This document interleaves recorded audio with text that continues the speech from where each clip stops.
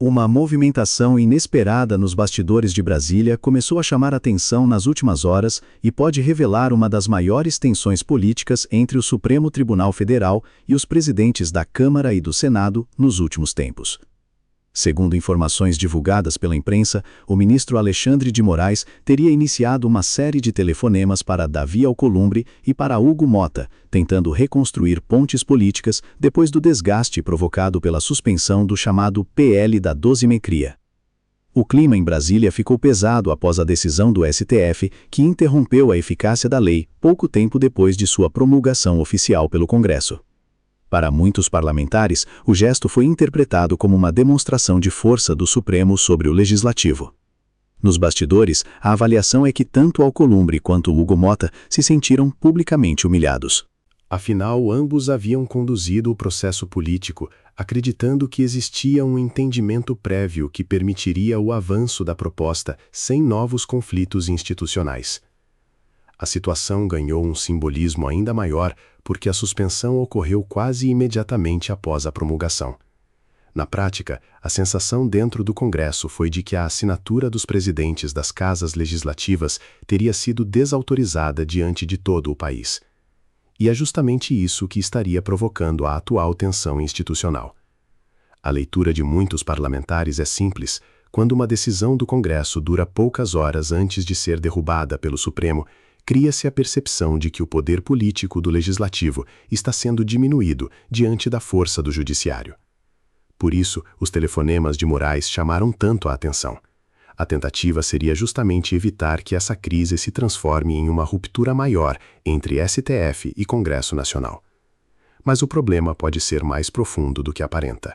Analistas políticos avaliam que Moraes possui enorme influência jurídica dentro da corte, mas não teria a mesma habilidade política de outros ministros historicamente conhecidos pela capacidade de articulação nos bastidores, como Gilmar Mendes. É justamente aí que surge o temor de parte da oposição.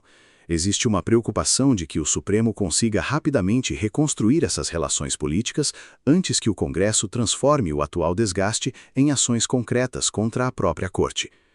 Dentro da oposição, cresce a ideia de que este pode ser um momento decisivo.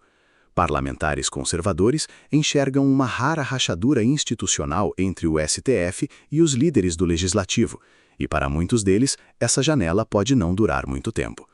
Por isso, temas que estavam parados voltaram imediatamente ao debate político em Brasília. Entre eles, a PEC das decisões monocráticas, que limita o poder individual de ministros do Supremo para suspender leis e decisões do Congresso sozinhos. Outro tema que voltou com força é a chamada PEC da anistia, defendida por parlamentares ligados à direita e ao bolsonarismo. O cálculo político é claro. Se Alcolumbre e Hugo Mota permanecerem irritados com o Supremo, o ambiente dentro do Congresso pode mudar rapidamente. Isso porque os presidentes da Câmara e do Senado possuem enorme poder sobre pautas legislativas. São eles que controlam votações, prioridades e o andamento de propostas importantes. Caso decidam abrir espaço para essas pautas avançarem, o STF poderá enfrentar um cenário de pressão política sem precedentes recentes. Mas existe também o outro lado da disputa. Muitos acreditam que toda essa crise pode acabar sendo resolvida rapidamente através de negociações internas, acordos políticos e reconstrução de alianças entre judiciário e legislativo. Em Brasília, relações institucionais raramente permanecem rompidas por muito tempo. Por isso, aliados da oposição defendem que o momento de agir seria agora, antes que as tensões esfriem e antes que os acordos tradicionais dos bastidores recomponham a estabilidade entre os poderes. Nos corredores do Congresso, cresce a percepção de que a atual legislatura está diante de um teste decisivo. Até agora, muitos parlamentares conservadores reclamavam que Câmara e Senado reagiam pouco diante do avanço do STF sobre temas políticos. Agora, pela primeira vez em meses, parte da oposição acredita que existe um ambiente favorável para enfrentar o Supremo de maneira mais direta. O cenário se torna ainda mais delicado porque o STF também enfrenta desgaste público em outras frentes. Casos recentes envolvendo decisões polêmicas aumentaram críticas contra a Corte e elevaram a pressão popular sobre ministros. Tudo isso cria um ambiente explosivo em Brasília. De um lado, um Supremo tentando manter a autoridade institucional e evitar confrontos maiores com o Congresso. Do outro, parlamentares enxergando uma oportunidade rara para reduzir o poder político da Corte. A grande dúvida agora é saber quem vai agir mais rápido. Se o STF conseguir recompor sua relação com os presidentes da Câmara e do Senado, a crise provavelmente será contida nos bastidores. Mas se a oposição aproveitar essa rachadura antes disso acontecer, Brasília pode entrar em uma nova fase de confronto institucional entre legislativo e judiciário.